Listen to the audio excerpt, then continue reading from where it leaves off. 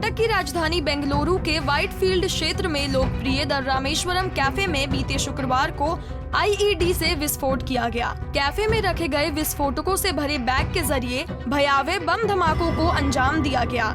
इस धमाके के एक दिन बाद बैग रखने वाले संदिग्ध व्यक्ति की पहली तस्वीर सामने आई है। सीसीटीवी फुटेज में देखा जा सकता है कि एक शख्स टोपी, मास्क और हाथ में आईईडी से भरा बैग लेकर कैफे में दाखिल होता है और फिर वहां उसे रखकर चला जाता है, जिसके बाद एक खतरनाक बम धमाका होता है। आरोपी की पहचान कर ली गई है। उसकी उम्र 28 से 30 साल बताई जा रही है। सीसीटीवी फुटेज से पता चला है कि वो कैफे में आया और काउंटर से कूपन लिया।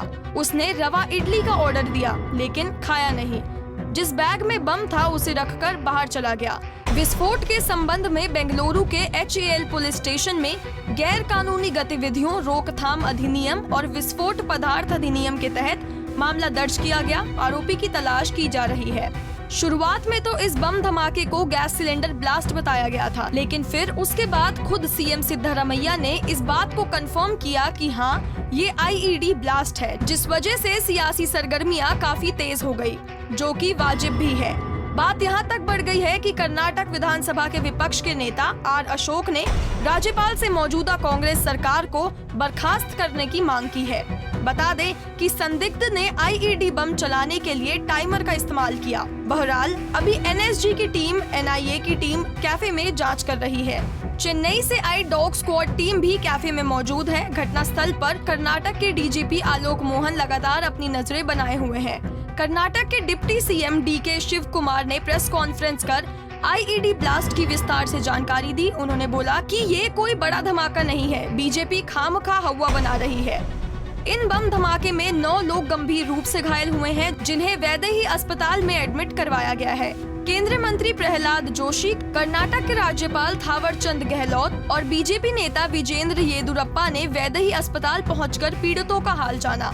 इस बात को नहीं भुलाया जा सकता कि अभी चंद दिन पहले ही कर्नाटक असेंबली में कांग्रेस सीनियर लीडर सैयद नासिर हुसैन के राज्यसभा चुनाव जीतने के बाद मौजूदा कांग्रेस सरकार पर पाकिस्तान जिंदाबाद के नारे लगाए जाने का आरोप लगा। फिर कांग्रेस MLC BK हरिप्रसाद ने दावा किया कि पाकिस्तान कोई दुश्मन देश नहीं है। उन्होंने कहा कि पाकिस्तान सिर्फ बीजेपी का शत्रु है। राइट विंग आइडियोलॉजी के लोग इस तरह की गतिविधियों को आधार बनाकर संपूर्ण कांग्रेस को घेरने का काम कर रहे हैं। उनका कहना है कि कांग्रेस ने कर्नाटक जीता और वो इसका नमूना दिखा रहे हैं। पिछले 70 वर्षों में भारत को क्या झेलना पड़ा है। केंद्रीय मंत्री और बीजेपी के सीनियर लीडर गिरिराज सिंह ने कांग्रेस पर निशाना साधते हुए कहा कि कर्नाटक की सरकार का बंगाल की सरकार से तुष्टीकरण को लेकर मुकाबला चल रहा है। कर्नाटक का कंपटीशन चल रहा है तुष्टीकरण में बंगाल से, ममता बनर्जी से। आज कर्नाटक चाहे हिजाब के मामले में हो तुष्टीकरण, चाहे वहाँ के सांसद जीतते हों और पाकिस्तान के नारे लगते हों, चाहे कैफे में ब्लास्ट हो रहा है, कर्नाटक आज एक तरह से आतंकवाद का एक नर्सरी सा बन गया है और देश की जनता इसे कभी बर्दाश्त नहीं करेगी। चाहे ममता बनर्जी की बंगाल हो, बंगाल भी तुष्टीकरण की प्रकाष्ठा पर है और कर्नाटक भी उसी के कंपटीशन में अब हर दिन ब्लास्ट, हिजाब, पाकिस्तान के नारे लग रहे हैं। देश की जनता बर्दाश्त नहीं। ये हकीकत बात है कि किसी भी राज्य में आतंकवादी गतिविधि उसकी सरकार पर गंभीर प्रश्न चिन्ह लगाने का काम करती है। इस घटना से राजनीति के अलावा सामाजिक खेमा भी हरकत में है। बेंगलुरु होटल ओनर्स एसोसिएशन के अध्यक्ष PC राव ने आईईडी ब्लास्ट को बेहद दुर्भाग्यपूर्ण बताया है। लोकप्रिय द रामेश्वरम कैफे में बम धमाके से राष्ट्रीय राजनीति पूरी तरीके से एक्टिव हो गई है। विपक्ष कांग्रेस सरकार पर तमाम तरह के गंभीर आरोप लगा रहा है, तो वहीं सत्ता पूरी तरह से इस घटना में पारदर्शिता दिखाने की बात कर रहा है।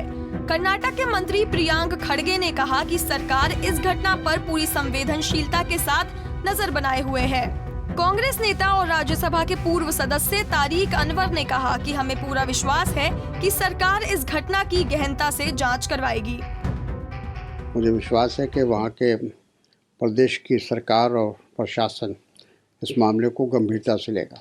BJP law and order failure बता रही है कि बेंगलुरु जैसा आईटी शहर में, वो भी बेंगलुरु के बीच में ये घटना हो रही है, तो फिर कौन सुरक्षित है?